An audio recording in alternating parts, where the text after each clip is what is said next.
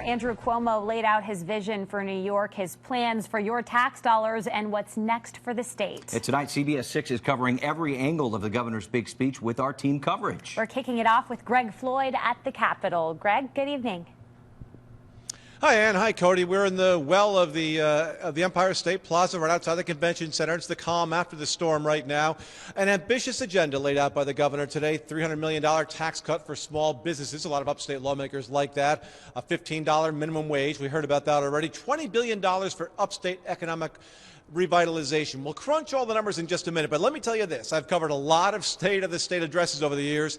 Never saw this happen before. Today, the governor was heckled during his speech right near the beginning, and not by just an ordinary citizen, but actually by a member of the New York State Assembly. Assemblymember Charles Barron started lashing out at the governor as the governor spoke. Take a listen. The poverty is high. Okay, Assemblyman.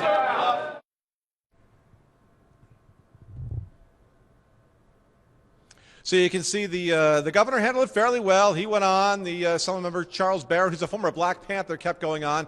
He was eventually led out of the room by the number 2 man in the Assembly, Joe Morelli, and the speech went on, and Cuomo got quite a bit of applause right after that because he got through that heckling. Economic numbers, a big part of this speech. A lot of people wonder how we're going to pay for them all, but there were a lot of big numbers and a lot of big projects mentioned today. Our Kimberly Howard is standing by live. She's got the nuts and bolts of what the governor talked about when it came to numbers today. Kimberly? Yeah, that's right, Greg. The economy was the very first thing that Governor Cuomo addressed. And while he did take some time to brag about the improvements he says the state has made, he also made it clear that New York has a long way to go. We have a government that is built to lead. In his 2016 State of the State address, Governor Cuomo focused a great deal on the economy. He touted that the unemployment rate in New York has fallen to less than 5% and that there are more private sector jobs than ever. To continue that growth, he's proposing a $300 million tax cut for small businesses. That's a tax reduction for 1 million small companies and another clear signal that New York is open for business. Cuomo says another key part of growing the economy is investing in infrastructure. He plans to dump billions into revamping transportation hubs in New York City and on Long Island, but he's also promising relief on the Thruway. We can also cut tolls by half for all frequent users and, listen to this, eliminate all tolls for our agriculture sector, which has been struggling for many, many years.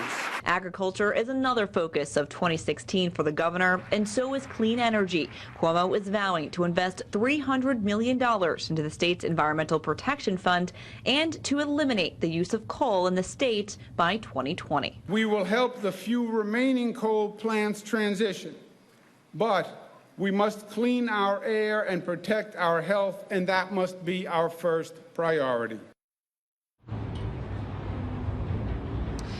And now we all know Governor Cuomo loves his economic competitions. He's keeping those going, but this year he's adding a $200 million initiative to revitalize upstate airports, another $100 million initiative to revitalize downtowns.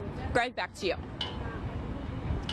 All right, Kimberly, thank you very much. You know, the governor rolled out a lot of this speech in the couple of weeks ahead of time. One thing we didn't hear about ahead of time, though, was education. No mention of Common Core today, but we did hear about numbers. The governor wants to up education funding by $2.1 billion over the next 2 years, bring it up to $25 billion. A lot of education advocates say that's not enough, but they're glad they're getting something.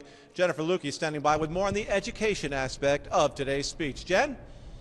Well, Greg, as you mentioned, there is an increase in the governor's budget for schools. It's not as much as they would have liked and say they really need, but it's there and they're going to have to work with it.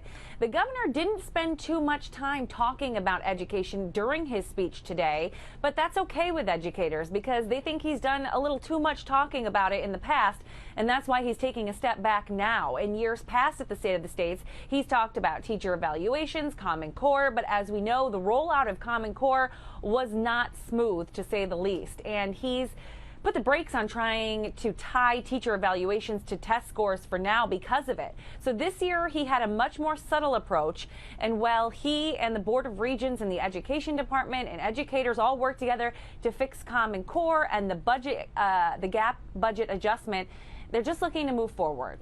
Teachers have to be involved in the process, what the curriculum looks like, what the assessments look like. There's a recognition that we need multiple means of assessing a student, not simply a one-off type of test. And the decoupling gives everybody time to breathe and to actually start to look at how we actually fix this, as opposed to pushing it and moving forward with no real goal or aim. And this is a great start for that. So a bit of optimism there. Another big topic that got a standing ovation by the entire room, really, the governor's proposal for 12 weeks paid family leave time. When talking about it, he brought up his father, former Governor Mario Cuomo, and his health struggles at the end of his life, how he wished he could have spent more time with his father. And, well, it seemed like pretty much every lawmaker in the room was on board getting 12 weeks paid leave passed.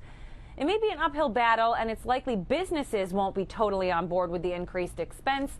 I talked to some analysts about that, Greg, and they said they'd be lucky to see any movement on that this legislative session. All right, thank you very much, Jennifer. You mentioned uphill battles. It's going to be an uphill battle now the budget process begins. We've heard the plan, now the numbers, the devil in the details now. A lot of big numbers today, $100 billion statewide for infrastructure improvements, $20 billion of that upstate. The question is, how do you pay for it? As I talked to lawmakers after the speech, that was the question I asked, that was the question they had on their minds. How do you pay for all this? Here you go.